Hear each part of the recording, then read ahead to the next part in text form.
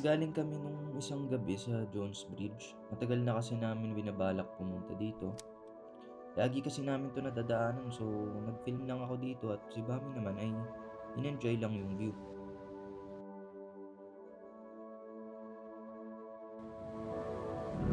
What's up guys?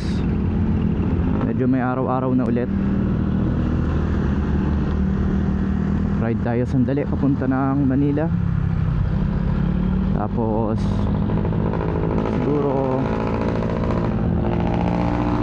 kakape tayo ngayon kasi wala lang.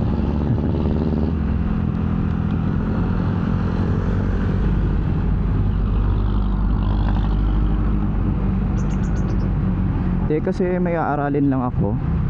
So meron kasi ako na itong mga certificates. So bakit hindi natin gamitin, di ba? Napakaganda ng araw, guys. Ganda ng mga puno dito sa Arca. Dati nagkamali ako, dito ako dumaan. Papunta ako dapat ng Manila, pero napalayo tuloy ako. So dito pala yung daanan pagka papunta kang mali, dapat doon nga ako kasi nga papunta nga akong Manila. Naku, ikot na naman ako, guys. Yun lang. Nalito na naman ako. Ikot na naman tayo, nalito na naman ako. Ang bihira. Sobrang makakalimutin ko. Kung napanood nyo yung isa kong video, yung naiiwan ko yung susi ng Gravis, ewan ko ba, parang makakalimutin na ako lately. Ang ganda talaga ng mga puno dito. Hindi ko alam kung anong puno to, pero napakaganda. Namiss ko mag-vlog. Medyo parang parang medyo matagal na ako di nakapag-vlog. Dito tayo ulit, guys. Ewan ko, lagi pag napapadaan ako dito nahihirapan ako eh. Hindi naman ako nahihirapan, pero may times na nakakalimot talaga ako. Masyado kasi ako nadadala ng mga puno na to eh. Hopefully hindi pa masyadong traffic. 4:19 pa lang. Tsaka hindi na yata holiday ngayon, no? So baka medyo mataon rin. Wala, mag-alas 5 na rin. Labasan na.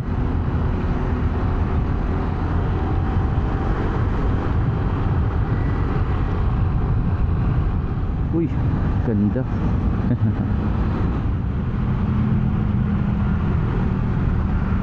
Dami na talagang sasakyan, pero mamaya hindi ko alam kung uusad pa itong traffic.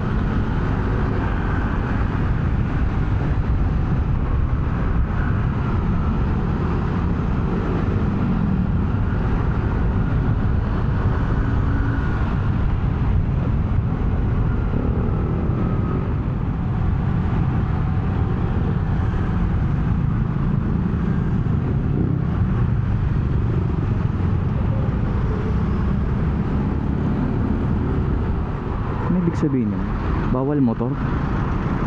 Paano to? Bawal ang motor. Ano yun, sa taas? Ewan. Pero yung speed limit dito sa bandang side ko ng Osmeña, no, parang expressway na din. 60 kilometers per hour ang minimum speed. Tapos 100 kilometers ang ang maximum speed. Ayan oh. Tapos 80 naman para sa mga trucks and buses.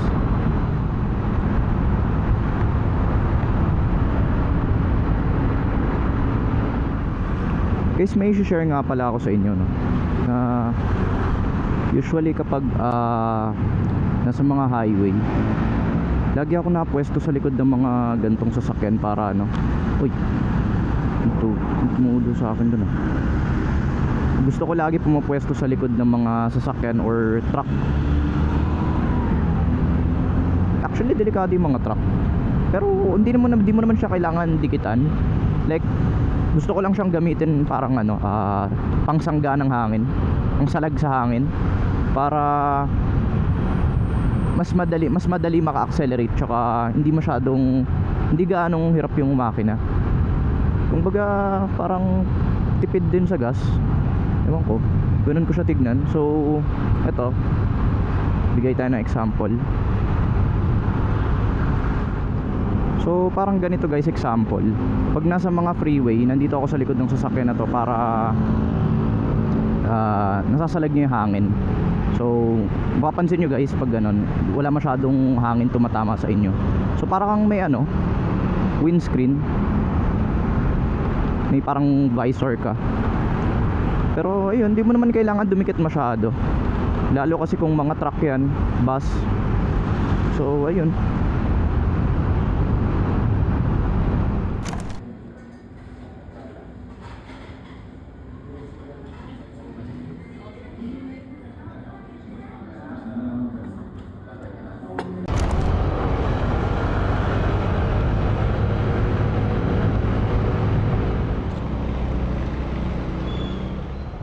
Yan, kasama natin si Yusri.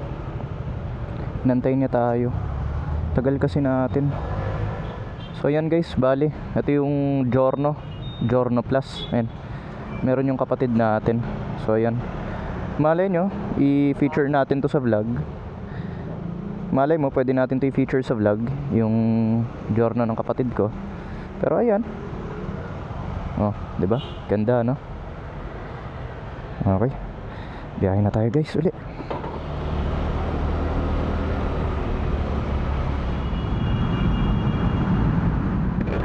Giniginaw ka? Ano yan? Moto. 1,000 ha? Break in na siya guys. Yun, medyo traffic.